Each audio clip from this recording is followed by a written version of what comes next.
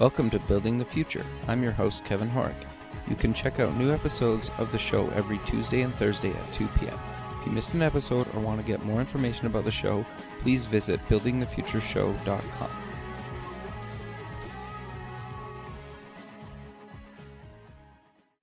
SoupX, the Startup Expo, North America's premier startup conference, is March 6th and 7th, 2017, in sunny Fort Lauderdale, Florida. Affordably priced, SoupX is a 2-day international conference featuring workshops, panels, speeches, a $50,000 startup competition, and over 100 exhibitors. For more information, go to sup-x.org. Welcome back to the show. Today we have David Finkelstein. He's the co-founder and CEO at BDEX. David, welcome to the show. Thank you very much. Yeah, I'm excited to have you on the show. What you're doing is really interesting.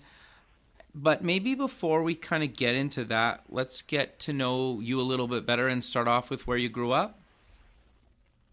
Sure, absolutely. So, background, let's think. I grew up in a small town called Ramsey, New Jersey. Okay. And, not much going on there. It's just a small town, but it was nice, and my father owned a business, so that's kind of how I became an entrepreneur. It was sort of embedded in me from the day I was born. Okay, so did you ever work at that business? I did. It wasn't fun. I made photocopies and things like that. Okay, so were these kind of in your teenage years, or when did you end up working for him? Yeah, so I worked for him for a number of years. So yeah, I started out real early working on simple things like making photocopies of huge proposals that he was sending out, and then eventually worked my way once I started learning how to work on a computer. I actually did a little programming for him and created some programs to track some stuff for him. Of course, this is many years ago, probably in the late 80s. Sure. And then eventually I ended up over the summers, doing some more technical work for him. He ran an HVAC business in the New York, New Jersey area, and I ended up doing things like crawling through crawl spaces and measuring the heating and ventilation systems and things like that. Sure. That's fascinating, actually. So at what point did you decide to go get your degree? Yeah, so I went to Ramsey High School, and then I really didn't know what I was going to do. I went to college at Rochester Institute of Technology, and I thought I was going to get into something called imaging science, which was like I studied lasers and holography, actually, and did a thesis for DuPont on head-up displays using some holographic film from DuPont. Okay, very cool. That sounds awesome. Yeah, it was fun. It was fun playing with lasers and stuff, but Sure. I quickly learned after I got out of college that it was pretty hard to find a job doing that kind of thing. There was, a very limited number of places you could work. But luckily I had built up a good basis of computer skills as well. Okay, so you got out of college. What did you end up doing then? I spent 6 months working for a small computing company in their IT department, and I immediately knew that wasn't for me. Okay. And 6 months later, I ended up starting my first business with my supervisor at the time, and we started an internet service provider in the New York, New Jersey area. Wow. So how long did you do that for? Yeah, so we built that up, one of the first ISPs in the area, and sold that company. We built it up in 94, sold it in 2000, so we ran it for about 6 years. Okay. So you sold it. What did you end up doing after that? I sold it to a company called U.S. Cable Corporation. Okay. At the time, I think they were about the 13th largest cable company in the U.S., and I ran their internet division for exactly 1 year. Okay. And crazy. Sorry, go ahead. It was sort of a crazy story. That was exactly 1 year on the morning of the 9/11 terrorist attack. I was sitting in the office of the CEO of U.S. Cable, and he was telling me that he was letting me go and about 30% of our staff. Okay. And someone comes running into our office and saying what they saw on TV. And it was sort of a bittersweet day for me because I was sort of stuck there working for someone else for a year, so I was ecstatic when he told me he was letting me go. I was like, this is awesome. And I couldn't get out of his office fast enough, and he's like, well, do you want to talk to the staff and all that stuff? I'm like, let me get out of here. This is amazing. This is the best day of my life. After selling my company and then working for him for a year, I was more than happy to leave, but it was a bittersweet day, obviously. Yeah, sure. No, that's interesting. So, okay, so you get let go. You're happy about this. Take some time off. Kind of walk me through, what did you end up doing next? Yeah, I guess I ended up spending about 9 months just sort of finding myself and figuring out what I wanted to do next. Okay. Spent some time with my wife at the time, and just we kind of drove up and down the East Coast and with our kayaks and had some fun. And but eventually I realized I got to do something else. So I ended up teaming up with someone who was my very first employee from my ISP business, and he and I started an internet advertising platform called ContextuAds. Okay.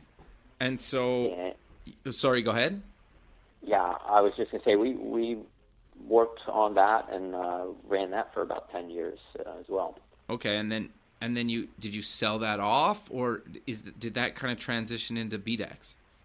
That's exactly what happened. It transitioned into BDEX, and we were running this sort of contextual and behavioral ad targeting platform, and it had some very successful years. And then we started to get in sort of a rut where there were so many other companies providing ad targeting platforms that it just became, we realized that the technology had become commoditized.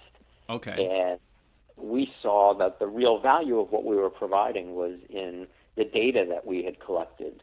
Sure. So we sort of set out to see if we could sell or license this data, and it didn't really exist. The ability to do that and to do it what we thought was the right way didn't exist, so we decided to build BDEX, which was sort of our answer to being able to provide a platform that enabled companies to buy and sell data in real time. Okay. So, yeah, you just kind of gave a quick overview of what BDEX is, but let's maybe dive a little bit deeper into kind of exactly what you guys do now. Absolutely. So now we are essentially the largest data exchange platform in the U.S. Okay. What that means is, people think of data and they think, you can buy data in lots of places, and there's lots of companies collecting data, and there's lots of what we call brokers and aggregators in the marketplace today.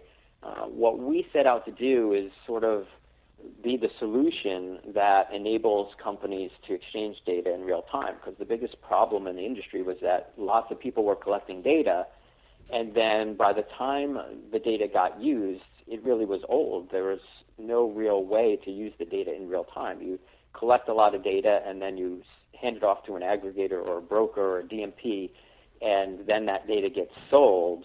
And in the entire process, there's often days, weeks, or even months between the time where the data is collected and the data gets used or sold. So we sought out to close that gap to literally seconds. Okay. And now, sort of in the same way that you can buy and sell stocks in real time, yeah, and the transactions happen instantly, you can do that with data through our platform as well. And we literally have over 75 companies that are putting data into our platform via our APIs, that every time somebody does something online or on their mobile device, we even have data that comes through offline sources like POS systems in stores and things like that. You're able to access that data instantly. Okay, very cool. So you kind of just mentioned POS systems, but what kinds of data are you guys kind of buying and selling and pulling into your system? So right now it's all consumer profile data, so it's data about people. Okay. But that data could be anything from purchase data, so someone bought something online or offline, or just general interest data. It could just be that, hey, this person is clearly, Dallas Cowboys fan. So there's a general interest there. And then there's different types of data like intent data. So we look for intent signals that say, hey, this person might be in the market for a new car. This person might be in the market to sell their home, looking for insurance or whatever it is. So it's all these different types of signals that are coming into the platform. Okay, interesting. So if I'm let's maybe walk through a couple scenarios. So if I'm buying data, and kind of to use some of your examples, whether I'm looking to buy a house or a car or something, what do I do with this data that I buy, or is it kind of up to me? Well, it's certainly up to you. You can do whatever you want with it. But for example, I mean, we work with some pretty big clients, like Macy's, for example. So okay. A company like Macy's, obviously, there's certain information that they're looking for. They may be looking for people that shop for different types of products, or people that shop at a competitor's site, or something like that. Or they just might be looking for the type of person that is likely to buy a specific product, whatever it is. We're able to help them identify that with the signals that they're able to see through our platform, and then target that user with the right marketing campaign. So it might be an ad that you see online or on your mobile device, but it could also be an email that you receive. It could also be something like a flyer you received in your mailbox at home. Okay. And we're able to help identify who is the most likely customer for specific products. So now they can be much more targeted in the way that they market those products and services. Okay, and then when you're for me, for example, in your Macy's example, so you say I'm looking or I shop at this competitor sometimes, but Macy's carries this product. You'd potentially send me an email or some sort of physical marketing campaign to my house, or kind of, am I understanding that correctly? Yeah, absolutely. I mean, we don't do the mailing or anything like that. That's something that Macy's would do. We just provide the data signals, so we're able to identify it and say, hey, here's Kevin. He's he's shopped at Nordstrom recently, sure. And he's often buying these types of products. He looks like he could be in the market for the type of products that you're selling, and they literally can set up a query and say, hey, I'm looking for someone that has shopped here, has bought this type of product, has this kind of income level, and buys these types of products more than twice a year, whatever it is. They can sure. set up this specific query of exactly what they're looking for. Who is the exact audience that they want to target? We just then identify that audience for them, and then they're able to go and do their marketing campaign. Got you. Okay, so it's obviously it's like any of those online platforms like Facebook ads, for example. You can get that specific. You guys are just doing that as well, but it's based on real data, and you can decide which marketing channels. It just obviously doesn't just go to Facebook, right? That's interesting to me. Okay, very cool. So let's flip the side then. If I'm selling my data, how do I even begin to do that? Or I come to you guys and said, I have all this data, looking to sell. What do you guys do with that, or how do you even start that whole conversation?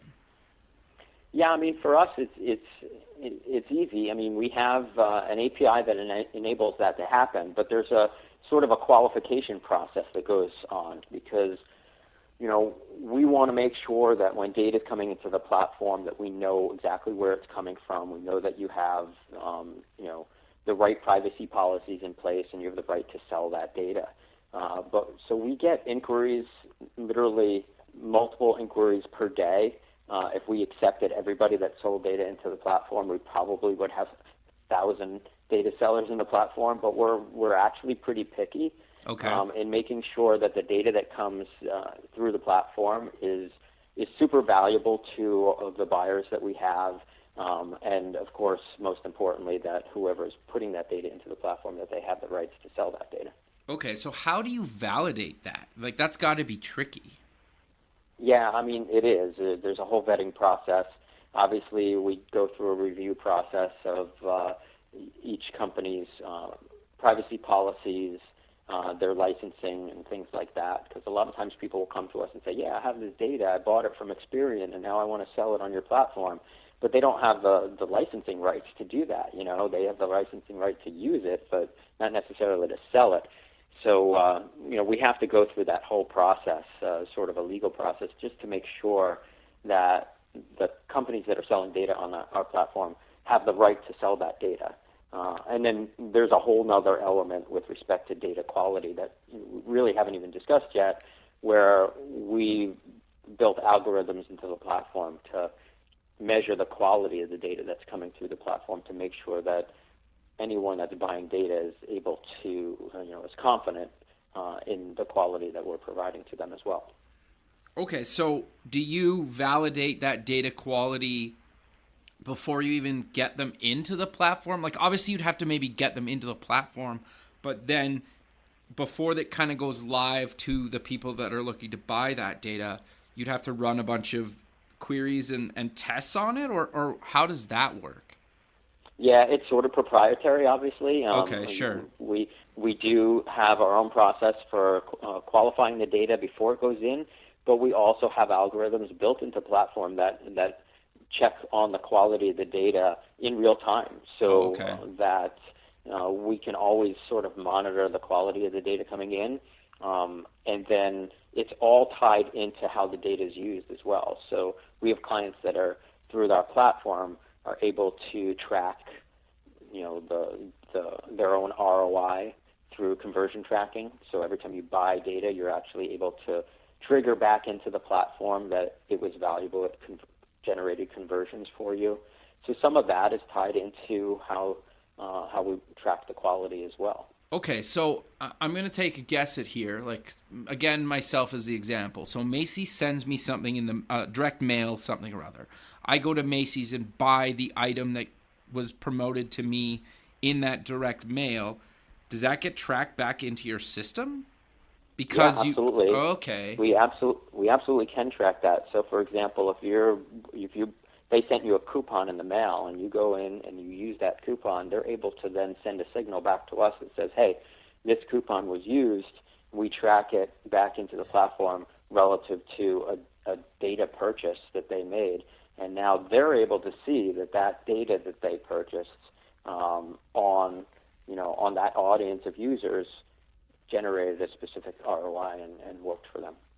Sure, because I think that's the hard part, right, is when you go from kind of the digital to the physical back to validating that the physical actually happened, right? Yeah, and nobody's really ever done that before. Sure. Especially with data. I mean, everybody's doing it with respect to advertising. You can go and you can create an ad campaign on Google AdWords, for example, and you can see how many people click through, and you can track that to how many people bought something on your website, so you can see your ROI. But how do you really know what when you're talking about a platform like this? How do you really know the data that you bought and how it generates an ROI? And we're able to do that. So, yeah, and that's what I find kind of fascinating about your platform. So just for the listener and even myself, out of curiosity, is there another good example of that kind of like using your tool to get in front of an audience and then sending them something and then them actually going out and kind of doing whatever you guys target? Because you could potentially use this for almost anything. Yeah, absolutely. I mean, we have customers that are doing it with email marketing campaigns. Sure. Where they'll we'll help them identify an audience that is likely to respond to their email. They send out an email, and we've seen easily 3 to 4 times increased consumer engagement on those emails using this method. So email marketing, it works really well. Obviously, display advertising and mobile advertising, we're doing it with a number of partners and companies that are using it for that as well. And the lift that we're able to get for them is significant because we're able to find the exact audience that's in the market for their product or service at that time instead of, relying on data that was collected, 30 days ago or more. Oh, so it's that current, like it's within the last month you can get that specific? Oh, it's to the minute. So I have some customers, for example, that send out a daily email. Okay. Based on data that we have when they're looking for people that are searching for a new job. Oh. And when is the best time to reach somebody? You want to reach them right when they're searching for a new job. If you wait 30 days, then maybe you lost that opportunity. Sure. But we literally have that data coming in real time, and then this company would run an email campaign every day and that basically is tied to the data of the people that showed an intent for searching for a new job over the last 24 hours. Gotcha. So when they send that email, it's the lift is incredible because somehow these people are getting an email that's 100% related to what's going on in their life right at that moment. Sure, and that stuff's always kind of fascinating to me, right? Because whether you like it or not, like when you're online, there's so much stuff happening that you don't even really know about, and that's kind of fascinating to me that you can get that detailed and that targeted. Yeah, to me, I mean, we see the future of everything being targeted with data. I mean, Totally. Today a lot of ads and things like that are targeted with data, but there'll be a day when you can go to a website and everything, all the content, the videos, everything is sort of targeted to what's going on in your life simply because the data is there to know these things. And some people might say, hey, that sounds a little creepy to me, but the reality is it's going to make your life so much more convenient because now you won't have to search for everything you need. It'll just be there. Yeah. And when we work with other clients like, Williams Sonoma, who they want to know when someone moves to a new house. Sure. And it's really valuable to know as soon as someone registers to move to, change their address, and then they can have a catalog at that person's house the day they move in. So, hey, you may need some new home furnishings. Sure. It's about being able to anticipate a customer's needs and being able to be there right at the right time when they need you.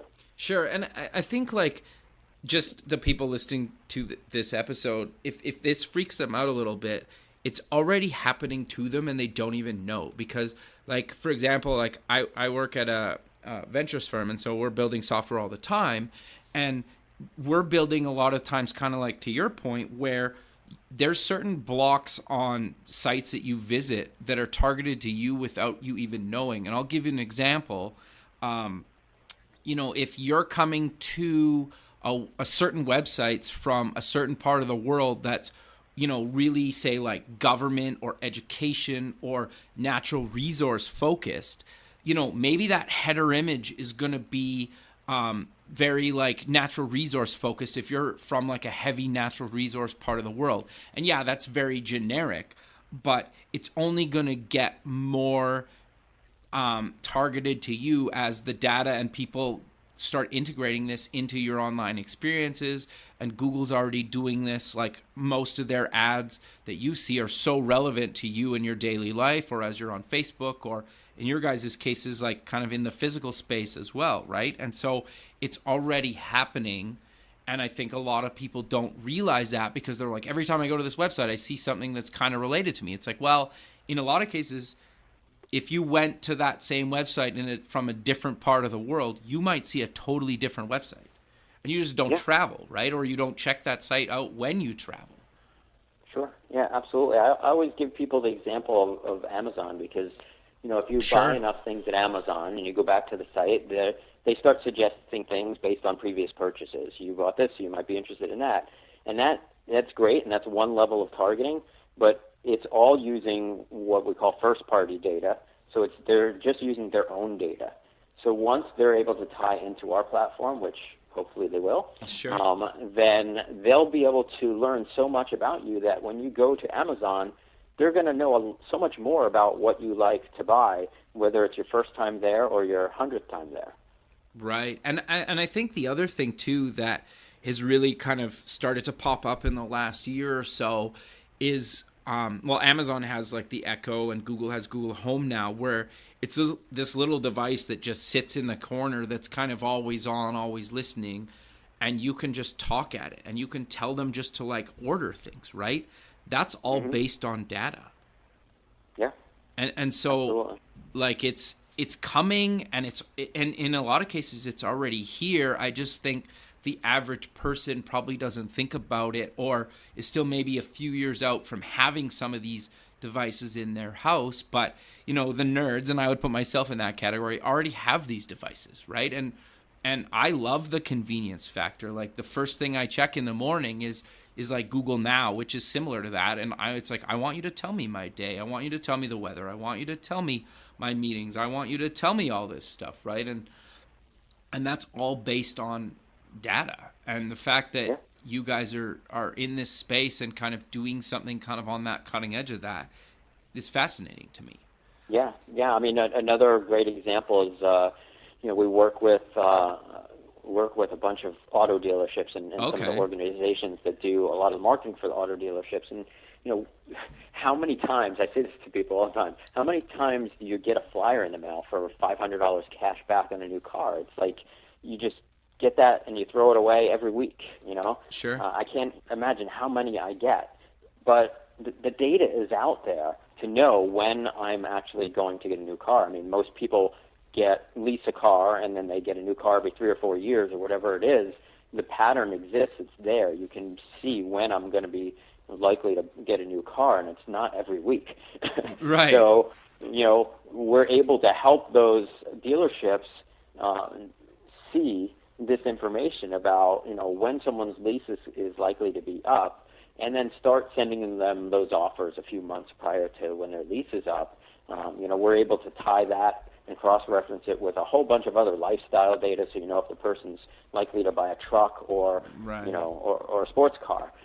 So that now, instead of just throwing all these flyers at you in the mail that they spend so much money on, and it's just all wasted and we just throw it all out, they'll be able to send the right type of offer for the right type of car that is what you're most likely to buy, and they'll be able to send it when you're most likely to buy instead of just bombarding you.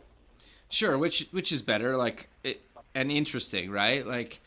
And it's kind of the world that we live in currently, and it's only going to get more targeted and more convenient, right? Yeah, convenient is a great word to use for that. Absolutely. And I think, I love that convenience personally. Like I'm willing to I let Google have all my data, or for example, and I want that convenience, right? I kind of mentioned that earlier. But so I think people are going to just get more and more comfortable with this stuff, right? As it starts to roll out, and it'll just be something you don't even think about or even notice anymore. Yeah, absolutely. You'll actually just start to get used to that convenience, and you'll like it because it just makes your life that much easier. You'll no longer have to search for things and sort of spend all the time to try to find exactly what you need when it's being offered up to you. Sure. So I'm curious then, how do you guys, obviously, like when somebody buys data or sells data, there's people are paying for this stuff. So how do you guys kind of monetize from the buying and selling side? Good question. So we're a platform, so we charge a platform fee. Okay. So like a monthly fee? Yeah. Okay. Yep. So buyers that are buying data from the platform pay a monthly subscription fee, and that gives them access to a lot of the information that they can see in the UI, which tells them a lot about the data, but also then gives them access to the data. And then for every data purchase that they make, we charge a transaction fee. So the sellers in our platform, they actually set the price of their data, just like if you were to sell stocks, you'd say, okay, I want to sell it for this much. Gotcha. But you'll look at the market price, and you'll be able to see what the market is demanding for it. We do the same thing, so you're able to see the market price for the data that you have, and we suggest a price, and you can set the price wherever you want. You could set it above, below, or right at market price. And then buyers come in as they buy the data. They set their maximum price that they're willing to pay for it. The data is transacted, and then we get a transaction fee. Okay, so do you guys, like, if I came to you and I have this data, and let's hypothetically say you guys verify it, you're ready to put it into your system or let me put it into the system, do you guys suggest a price, or is it, how do you guys sort that out? Yeah, we do. So most of the data in our platform, we have, we're able to determine market price based on the buys and sells already in the platform. Okay. So we make a suggestion to you, and it's visible in the platform, so you can see and say, okay, well, it looks like my data is selling for, somewhere between $1 and $3 CPM. I'm going to set it at, $2. You can pretty much choose where you want to price it. And then we provide a bunch of tools within the platform that help you set the right price. So if you set the price, then maybe you set it on the high side and it's just not selling. We actually show you how much data you missed out on selling. Oh, interesting. The price was too high. So there's reports that you'll be able to see that actually show you what we call them missed opportunities. Okay. And the missed opportunity report says, hey, you sold 1 million data points last month, but you could have sold 3 million if you had adjusted your price to here. So here's what we suggest you do. And it suggested a new price for you. Interesting. Okay. So kind of walk me through some of the other kind of features of the platform, kind of from the buyer or seller side. Okay, so we have the same, interestingly enough, we have the same feature on the buy side, so the buyers can see missed opportunities.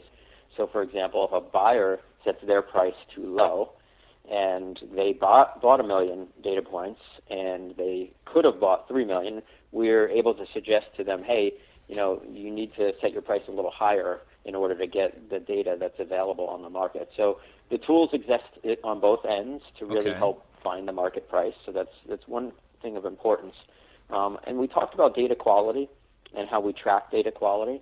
So we also have a feature that it's not fully launched yet, but we're in the process of collecting a lot of quality data, quality scoring data in the platform. And once we have enough quality score data, we'll be turning on a feature that actually enables people to choose the quality level of the data that they want to purchase. So when you're buying and you're able to say, hey, I want this data point, I want that data point, and I'm trying to find users that are interested in my product, but I want to make sure that they have a quality score of 8 or above out of 10, you'll actually be able to limit your data purchase based on the quality score as well. So we think that's an important feature that is evolving. Because we believe that there's a lot of bad data in the marketplace today, and just everywhere. There's so many companies collecting data about us, and then there's companies that are reselling, old data that's been brokered over and over, that there's a lot of junk out there, to be honest with you. Sure. And a lot of people have run, for example, ad campaigns on a lot of the major ad platforms, and they've tested different data segments, and they find that they get no noticeable lift, whether they use this data segment or that data segment, and that's really because there's just a lot of data that exists out there that's just wrong. So, we feel that over time, as this feature evolves, it's going to play a really important role in the data industry and enable us to, one, provide feedback back to the industry, those companies that are selling data, so that they know where their good data is and where their bad data is, so that they can clean that up. And then two, for the buyers, people that are buying this data, they'll have the freedom to choose and to be able to make sure that the data that they buy is at the most highest quality. Sure. No, that makes a lot of sense. And that's interesting because you're right. Like, I'm sure anybody that's bought data before is it's really hit or miss and kind of a stab in the dark, right? Yeah. And remember, on most ad platforms, like if you're using data to target ads, you're renting that data, which means you're buying it over and over and over again. You have to pay for it every single time you display an ad impression or something like that. It gets really costly. And to target an ad campaign with data that just is not good, it can be extremely costly, yet you really don't have anything to compare it by because you don't have the ability today to say, hey, I'm gonna keep track of whose data I use and measure the quality and then only use that data that had better quality. It just doesn't exist. So through our platform, our customers will be able to do that. Sure. No, that's awesome. You guys have a partnership program. Do you want to tell me about that? Yeah, I mean, we're partnered with all different types of companies, CRMs and DSPs and email marketing companies. We, depending on the usage of data, there's just so many different opportunities, to, for example, pull data into a CRM platform so that now someone can have their CRM database and then be able to identify their existing customers through some other data point. So, we're always looking to partner with companies that understand, the huge number of potential uses for the data that's in our platform. We sort of see the platform itself becoming an ecosystem in the sense that there's so many different ways to use the platform. There's so many different ways to use the APIs that other companies are coming to us and saying, hey, can you do this with the data? And I'm like, wow, yeah, I guess we can do that, and let's set it up. So we're always open to partnerships when people come to us and with questions and say, hey, can we use the data this way? We've definitely come up with some unique ways to use the platform that way. Sure. No, that's great, and I think that's partly like a really fascinating angle for this stuff, right? Is being able to integrate this stuff with your existing tools that you're already using in your business. And if you can just automatically pull in more data, it's kind of a no-brainer, right? Yeah, absolutely. I mean, we have insurance companies that are, tying our data into platforms that they use to help determine insurance rates for people. I mean, it's just crazy. There's really? all kinds of possibilities. Yeah. I suppose, right? And then, yeah, okay. No, that's interesting. So where do you guys kind of see you taking this thing, like over the next kind of, 6-12 months? Like you mentioned, kind of adding a scoring system, but is there anything else that you guys are hoping to kind of launch or you're working on in the next kind of 6 to 12 months?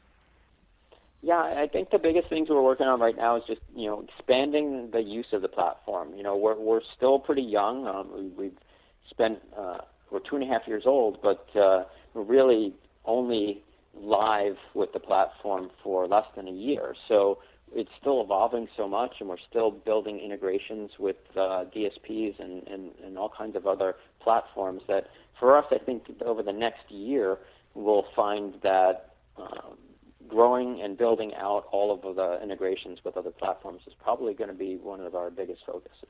Sure. That makes a lot of sense. And so you guys are based out of Florida now, correct? Yeah, we're sort of all over the place. When we started out, we were here in Florida just because that's where myself and my partner were. But we then brought on a third co-founder who is based in Seattle. Okay. He's a 19-year veteran from Microsoft and then left Microsoft to join us as our CTO. Yeah, crazy story. He's also my college roommate. So that's awesome. We've known each other forever. Yeah, so we have an office out in Seattle, and then we have our sales office, which is in New York City. Okay, and then do you travel quite a bit, or not really? I'm not big on traveling, so okay. I'm really good. I'm really good at virtual meetings. Sure. We have a lot of them, yeah, I mean, I've been back and forth to Seattle a number of times. We just opened up our New York sales office about 4 months ago, so I haven't been there yet, but I will be there soon, I'm sure. Sure. That's great, David. So we're kind of coming to the end of the show, so maybe let's close the show with mentioning where people can get more information about you guys online and any other social media links you want to mention. Sure, yeah. I mean, our website is easy. It's beatex.com, BDEX.com, and we're at beatex on Twitter as well. Perfect, man. Well, I really appreciate you taking the time out of your day to be on the show, and I look forward to keeping in touch with you, and have a good rest of your day.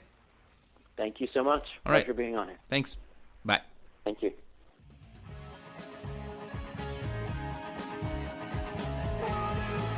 Thanks for listening. The music for the show is done by Electric Mantra. You can check them out at electricmantra.com and keep building the future.